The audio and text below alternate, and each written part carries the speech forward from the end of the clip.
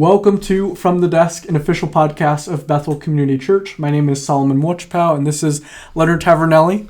And excited to talk to you about capital punishment and honoring your parents. It'll be a good episode. Yeah. So talking about the commandments, the fifth and the sixth, and how they relate to some things today. Yeah.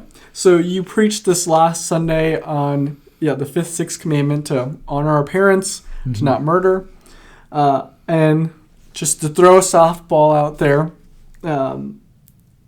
it's very often that the tension that a lot of people feel with Christians who maybe support things like being pro-life and being against abortion, but oftentimes it's some of those same people that believe in capital punishment, which is the death penalty. Could you help us to maybe square how to think about these things in light of the command to not murder? Yeah, and this is where we want to recognize that faithful Christians are going to have some disagreements in these matters, and it is because they want to be faithful to what the Bible says. And so we have to be careful, one, that we are gracious with one another and generous, but also working through it from the whole Bible's perspective, and not just picking and choosing a verse that supports our position, for instance, on these matters.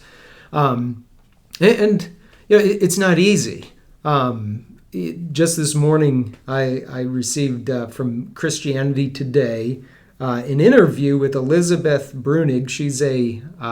She writes columns.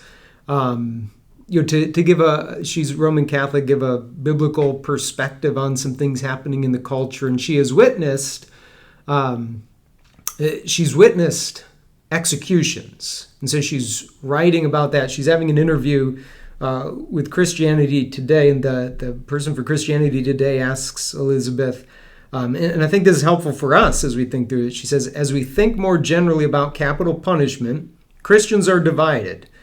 Pew reported in 2021 that 66% of Protestants, 58% of Catholics in the U.S. favored capital punishment.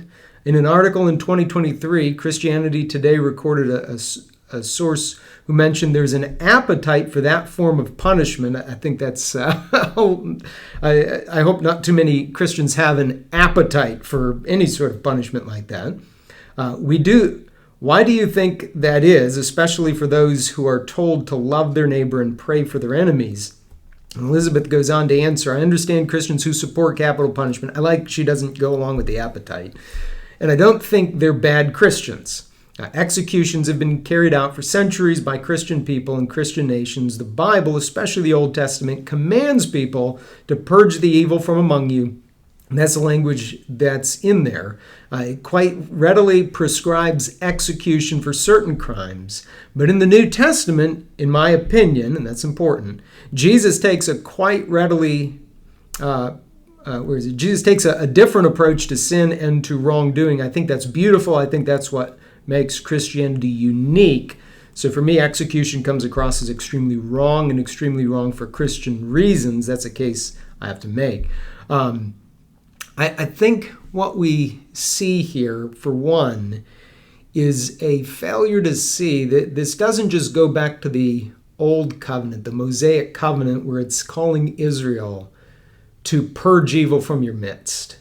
It actually goes back before that, even before Abraham, to Noah in Genesis 9, verse 6, which we'll look at in just a moment. I also think that it really fails to see that both are, so that the pro-life position, being pro-life, whether it has to do with abortion and euthanasia or whether it has to do with capital punishment, all goes back to Genesis 1, where God says, let us make man in our own image. Right. It all goes back to that reality that humans are image bearers of God. And also, I think Elizabeth's position, and I want to be respectful to what she says, I think she fails to consider the audience to whom Genesis and Exodus and Leviticus are written, as well as the audience to whom Jesus is speaking. So it fails to deal with the context. So Israel is a nation. Genesis 9 has to do with how do we have any sort of stability and justice within society so that people can flourish. Whereas Jesus is speaking in the Sermon on the Mount, for instance, to his disciples and more to individuals than say, he's not calling in the Jewish leaders and saying, hey, you shouldn't, execute people for this, and this reasons. Right. And I think it also falls into a trap of seeing competing moral visions within the Bible, perhaps between the Old Testament and the New Testament, that just isn't there. And so let me read Genesis 9, verse 5 through 7 says, for your lifeblood, this is God speaking to Noah, I will require a reckoning. From every beast I'll require it, and from man. From his fellow man I'll require a reckoning for the life of man. Whoever sheds the blood of man, by man shall his blood be shed. For God made in his man in his own image. So there it is. It all comes back to being image bearers. And you, then he says, be fruitful and multiply, increase greatly on the earth and multiply in it.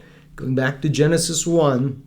And so how are humans going to be able to flourish? Well, we need societies where we support life because people are created in the image of God. Do you have anything to say that before I go forward? Yeah, no, I think that's really helpful because I think we see that there's a tension there or feel that there's a tension there. And one of the things that first comes to mind is, there's complexity even in this passage, but in John 8, in the famous story where Jesus tells, they drag out this adulterous woman, they want to stone her according to the Mosaic law. And I think equating, if that's a proper representative of Jesus's moral vision, I think equating that to getting rid of the death penalty is not understanding.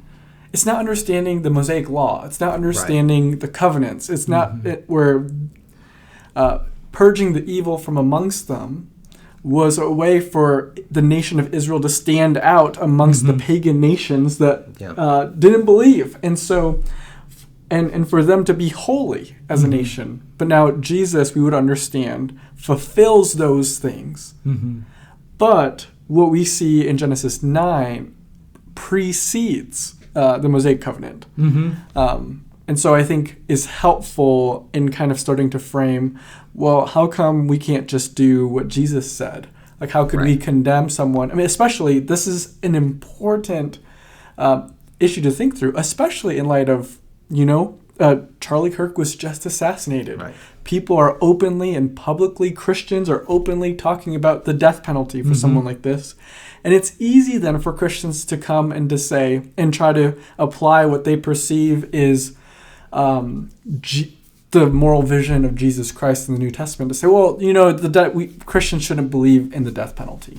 Right, yeah. So there's a difference even between it's right for somebody like Charlie's wife to forgive the man who did that, but then even to say, but we want to leave justice to its proper sphere, which would be the government, which is very different. Right, and so she's not saying by saying I want the government to decide what justice is not her saying whether or not she wants the death penalty to happen, but to say it's not actually up to her on how justice is executed. It's actually up to the state, and God will hold the state accountable for whether or not they execute justice. Yeah, and so to get into a little bit of the weeds very quickly of the command, you shall not murder, it's important to note the term in Hebrew that's translated murder is not used in the context of battle, so in warfare, and it's not used generally when it's talking about capital punishment. In fact, the only time where it's ever used in regards to capital punishment at all is in Numbers 35. As commentator Mark Rooker notes, the Hebrew term there refers to killing that was not related to a judicial execution. And so Numbers 35, 26 through 28 contains the only exception to this rule where that term that's used in Hebrew does refer to carrying out capital punishment, but there he notes it's a play on words indicating that the death of a murderer corresponds to his own devious deed. And so it's showing that he's getting justice, actually. And so you might think of the blood avenger in the Old Testament. He was actually acting on behalf of the community. So he wasn't doing a personal vendetta. He was acting on behalf of the community to carry out justice because that innocent blood was crying out for justice. Right. And so that's something that we have to consider and make sure that we think through this rightly within its biblical context as Christians, as we seek to understand. So what should we do in light of it? Right. And really quickly, could you help us to understand how does war and self-defense then play? How do we apply and obey the command to not murder while at the same time think about going just war theory and, if someone breaks into your house in the middle of the night? Yeah. So there's a lot there. Very briefly, yes, as Christians, we are responsible to protect those whom God puts in under our care.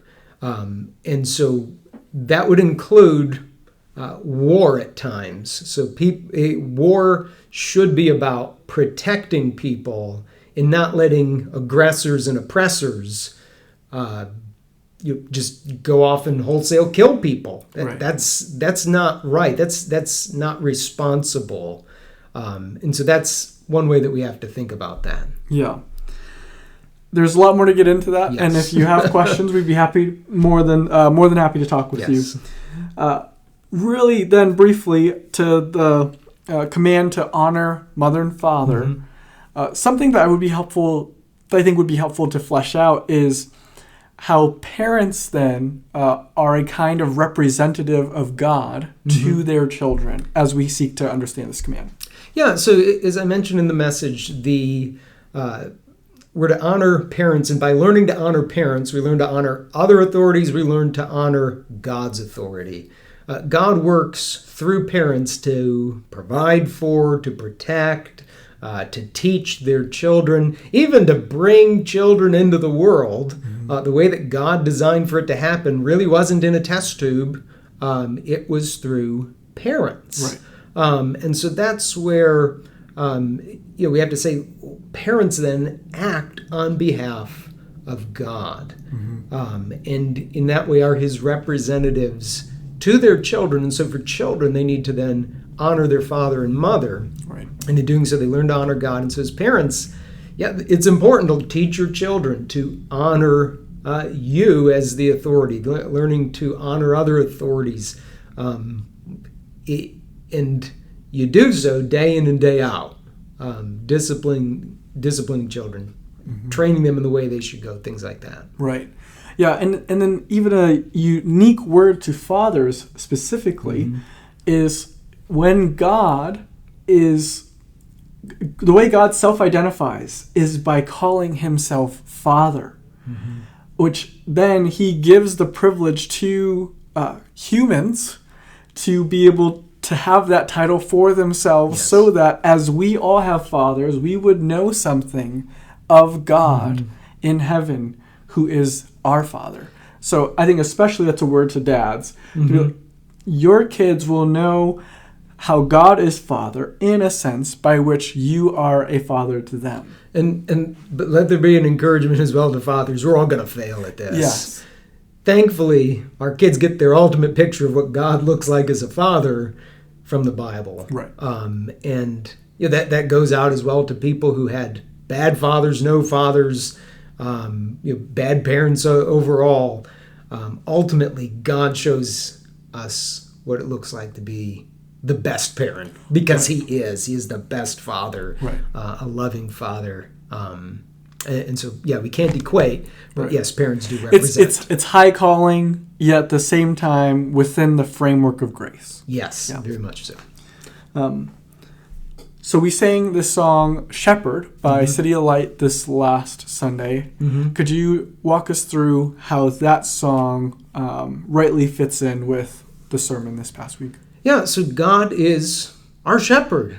So parents are shepherding their children. And it's the shepherd who protects, defends his people. And so the song talks about, I know you are with me, you will always provide. Though the path may be lonely, you will stay by my side. David ends, I believe, is talking from Psalm 23.